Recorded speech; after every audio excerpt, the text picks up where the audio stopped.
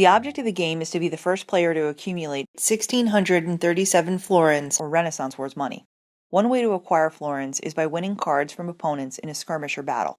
A skirmish basically is a face-off where each player throws down a card face up on the center of the table and the highest ranked card wins. The winner of the skirmish then collects all the cards played, and at the end of the round, the number value of each card is converted to florins. The next way to acquire florins is by making specific card combinations called melds. Meld card combinations are listed on the meld guides, which are given to each player at the beginning of the game. Different melds have different florin values, with the more difficult combinations worth more and the less difficult worth less. Players may sometimes acquire florins by special card actions, such as the Bounty Harvest. In Renaissance Wars, everyone plays a Renaissance Luminary. Notice that the Luminary mat is divided into different sections. Here you can read some interesting facts about your Luminary, but it doesn't affect gameplay. Below this, you'll find your Luminary's unique set of powers, which can be used different times during the game. In the center is a quick step-by-step guide, listing what to do and when to do it during the game.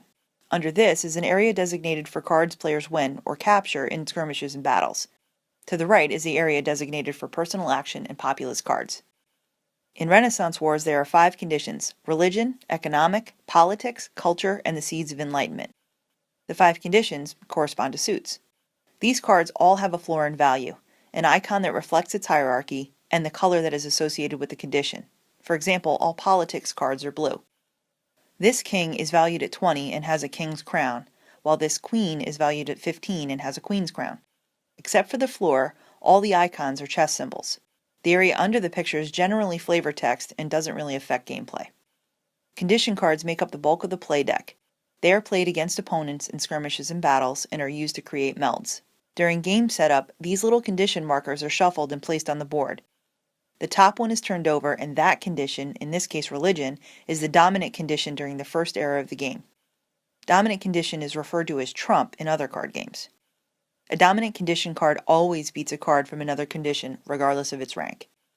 A new dominant condition is established at the beginning of each round. The dominant condition can also be changed when a player sacrifices a luminary card. However, because luminaries are the highest ranked cards in the game, it is a very costly move. In addition to the condition cards, you'll encounter a few other types of cards in the game. There are 2 Fanatic Cards in the game. When used in a skirmish, the person playing the card may do one of the actions listed on the card. Also notice that they don't belong to any of the conditions, which means they are evaluated solely on their numerical value. During the game setup, 4 Populous Cards were randomly added to the play deck. These cards have a couple of interesting features. Like the Fanatics, Populous Cards don't belong to any particular condition and are evaluated on the basis of their numerical value. Populous Cards have continuing effects. When won in a skirmish, they're placed on your Luminary mat. Some Populous Cards are good to have, like the Brigand, which basically provides free money to the player possessing it. However, other cards are a bit of a burden. With the Baby, you have the choice of paying 10 florins to the bank or rolling your die in the hopes that someone will adopt him. This deck of cards is placed on the game board during game setup and only come into play when players draw them at different specified times. Once in a player's hand, an unwanted card is played against opponents in skirmishes and battles. Another type of card in Renaissance Wars are the immediate intrusion and event cards. During the game setup, 4 immediate cards were shuffled into the draw deck. The black and red intrusion cards affect all players, while the green event cards apply to the player who drew them. When drawn, immediate cards must be resolved immediately unless noted otherwise on the card. Because these cards are randomly selected during the game setup, you never know what kind of intrusions you're going to encounter during each era of the game. After an immediate card is resolved, it's returned to its envelope. During game setup, each player received 1 personal action card. They're played at specific times as per the instructions on each card and allow players to perform a variety of special actions during the encounter phase. For example, this one, Amazing Grace, exempts you from the effects of any immediate event or intrusion, while this one, the Arquebus, allows you to kill any card in play. Now that you know a little bit about the cards, let me show you how to play the game. Each round of Renaissance Wars has 2 phases, beginning with the encounter phase and ending with the battle phase. An entire Renaissance Wars game consists of 3 to 4 rounds and generally takes between 40 and 60 minutes. The player to the left of the dealer takes the initiative marker and plays the first card of the skirmish. In the first part of the round, the encounter phase, you don't have to follow suit unless you want to win the skirmish. If you can't follow suit and still want to win the skirmish, you have to play a card from the dominant condition. In this scenario, the Economic 5 was the lead card. The Politics 15 has the highest numerical value, but it loses to the Economic 10, which is the card I played. I've won this skirmish, so I gather all the cards played and put them in my capture card pile located on my luminary mat, and the initiative marker passes to me. Now is the time that I can lay down Meld and get florins from the bank. In my hand, I have 4 queens of different conditions, which is called a ladies only Meld. I lay them down on the table and receive 70 florins from the bank to add to my personal treasury. These 4 queens remain part of my hand and can be played in skirmishes. The interesting thing is that I can add to it. For example, the next time I win a skirmish, I can pair this king with this queen and receive 20 more florins from the bank. This would be a marriage Meld. Being the skirmish winner, I may also use one of my special luminary powers before the next skirmish is played. I check my luminary mat and see that, as Shakespeare, I have dramatic flair, which allows me to do one of these actions. I'm going to compose a literary work by rolling my die. 4! I've composed a mega hit, and I receive 10 florins from each opponent. Before the next skirmish is played, everyone must draw a card to bring the total amount of cards in each hand up to 12. Oh, I've drawn an immediate event card. It says send 1 card from your hand to the discard pile and replace it with an unwanted card. I'm getting rid of this card and replacing it with a card from here, an unwanted card. I now place this green immediate event card back into the Arrow 1 envelope and draw a card to replace the immediate card I drew. This brings the total cards in my hand up to 12. Notice that I'm only holding 7 cards, but I still have 12 cards in my hand since the 4 queens I melded are considered part of my hand. And this means that I may use any of those melded cards in a skirmish if I choose to do so. Also notice that I'm not counting my personal action card in my card total because technically personal action cards are not part of a player's hand. Now we can play the next skirmish. Since I have the initiative, I play the first or lead card. Francis Bacon wins this skirmish because he played a dominant condition card. It doesn't matter that the numerical value of 2 is lower than the politics 5 because dominant condition cards always win.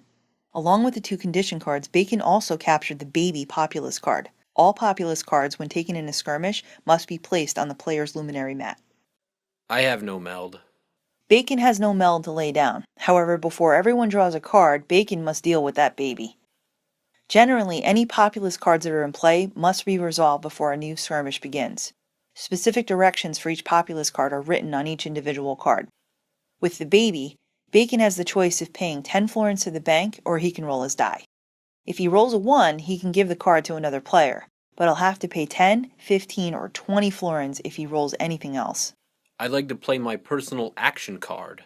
Bacon's personal action card is the Arquebus, and he can use it to get rid of his baby card. When Populous cards are killed, they're placed in the discard pile, and when a player uses his personal action card, it is put back into the personal actions envelope. A quick FYI on personal action cards, you have to use them or lose them. If a player does not use his personal action card during the encounter phase of a round, it gets put back into the personal actions envelope unused.